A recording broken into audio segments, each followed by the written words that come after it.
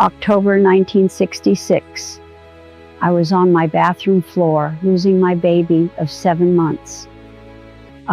When I called my husband for the 4th time, he didn't pick up. He told me later the dinner was important. And it took 22 years to find out what kind of dinner it really was. My name is Gloria. I am 84 years old, and I have never told this story to anyone. Not my daughters, not my doctor, not a single soul, until today. I married William in 1961. I was 22 years old, and I believed completely and without question that I had chosen well. Will was handsome, charming in the way that certain men are, the kind who remembers your coffee order, who opens every door, who makes you feel like the most important person in the room. My mother adored him. My friends told me I was lucky, and for a while I think I was. Or at least I was happy in the way you are happy when you don't yet know what you're missing. We had 2 daughters in our first 4 years. The house was full and loud and busy. I was tired most of the time in the way young mothers are tired. Deeply, but not unhappily. Will worked hard, long hours, late nights. I told myself that was what good husbands did. They provided. They showed up at the dinner table even if they were distant. They remembered birthdays even if they forgot everything in between. I was very good at telling myself things.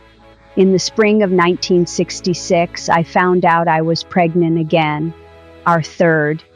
I told Will over dinner, and he put down his fork and smiled. Not a warm smile, but a satisfied one, like a man checking something off a list. He said, "Another one. Good." I remember thinking, that's it? That's all you have to say? But I let it go. I was good at letting things go. It was a Thursday. The girls were in bed. Will had left at 6 for a work dinner. An important client, he said, someone who could close $1 million deal. He had his good jacket on. He smelled like the cologne he only wore for special occasions. I remember standing at the door, watching him walk to the car and thinking he looks too good for a work dinner. And then I told myself I was being foolish.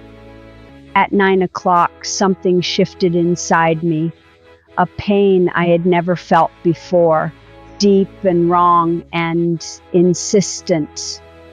I knew before I understood. The body always knows first. I called the restaurant where he said he'd be. They had no reservation under his name. I called again. Different number, still nothing. I called Will directly 4 times. He didn't pick up. By 10 o'clock, I was on the bathroom floor. I won't describe what happened next. Some things don't need words. I will only tell you that I was alone, completely alone, and that at some point I stopped calling and just held myself on that cold floor and waited for it to be over. Will came home at midnight. He found me. He called the doctor. He drove me to the hospital and held my hand and said all the right things. He even cried, or something that looked enough like crying that I believed it. At the hospital, I asked him directly, "Where were you?" I called the restaurant. "You weren't there." He didn't flinch, not even for a second. He said the dinner had moved last minute to a private room, that the deal was almost done, that I should have called his colleague if I needed help, that he came home as soon as he could. He had an answer for everything. He always did. I never knew for certain where he had been that night, but I felt it, the way you feel things you can't prove. A coldness that settled into my chest and never fully left. We buried our baby girl the following week. Will held my hand at the grave. He said the right things there too. I buried her, and I buried that feeling with her for 22 years. It was a Tuesday afternoon in 1988 when someone knocked on my door, a woman I had never seen before. My age, maybe a little younger, well-dressed. Her hands were clasped in front of her like she was trying to hold herself together. She said her name was Carol. She said she had been with Will for over 20 years.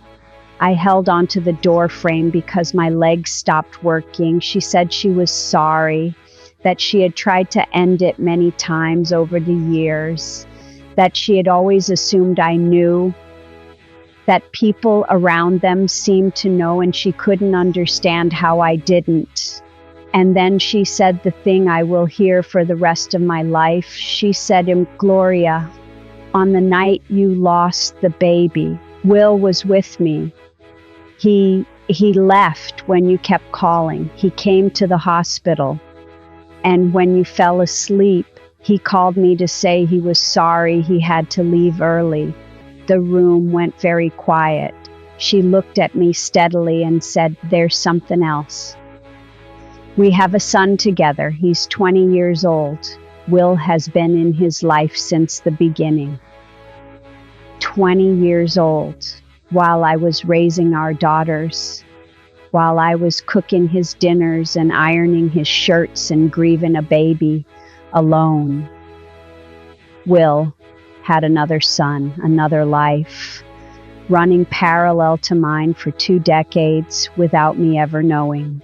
I closed the door very slowly. I sat down on the kitchen floor, the same way I had sat on the bathroom floor 22 years before. And for the first time, I stopped telling myself things. I didn't scream. I didn't throw anything. I didn't even cry right away. I went upstairs. I took one suitcase from the top of the closet, the same one I had used on our honeymoon in 1961. I packed what I needed. I left everything else. I was 63 years old. I had never paid a bill alone, never signed a lease, never eaten dinner by myself in a restaurant. I did all of those things that year. Will told our daughters I had misunderstood something, that I was confused, that Carol was a misunderstanding from a long time ago. I sat my daughters down, both of them at the same table, and I told them everything, every word Carol had said, every year I had spent not knowing for certain, every time I had told myself I was being foolish. The youngest put her face in her hands. The oldest looked at me for a long moment and said, Mom, we always felt something was wrong. We just didn't have a name for it. Then she said, tell us about the baby. And for the first time, I did. Will went to live with Carol and their son after I left. He finally had it all in the open, the life he had been building in secret for 20 years. The other son, the other woman, the whole other version of himself that I had been funding without knowing it. Carol passed away in 2018, cancer. I found out through my daughters. Will had a stroke 2 years later. He is 89 years old now. He cannot get out of bed without help. His son, Carol's son, the boy who was 20 years old when I first heard his name, is the one who takes care of him, changes his sheets, brings his meals, sits with him in the evenings so he's not alone. Not me, not our daughters. The man who left me on a bathroom floor while I lost our baby, who had a second family for 20 years, who lied to my face in a hospital and at a graveside, is being cared for by the child he chose over us. I don't say that with bitterness. I say it because I think life eventually arranges itself with more honesty than we ever manage. I have been free for 21 years. I learned to live alone at 63, to sleep without listening for footsteps, to sit in a quiet house and feel peaceful instead of afraid. I planted this garden the first spring after I left. I didn't know anything about gardening. I killed most of what I planted that first year, but I kept trying, and now look at it.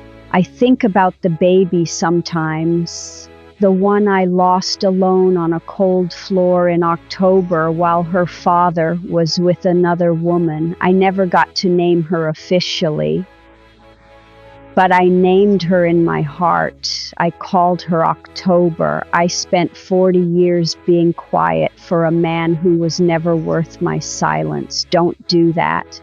Whatever you're carrying, whatever you've buried, because it was easier than the truth, it will find its way out eventually. It always does. Better that it comes from you on your terms than from a stranger at your door. Before you go, I want to ask you something. If a stranger knocked on your door tomorrow and offered to tell you a truth you had buried for 20 years, would you open the door? Leave your answer in the comments. I read every single one. And knowing that someone out there is listening means more than you know. If my story moved you in any way, so subscribe to this channel. Every week someone sits down and tells their truth, the kind most people take to the grave. You don't want to miss it.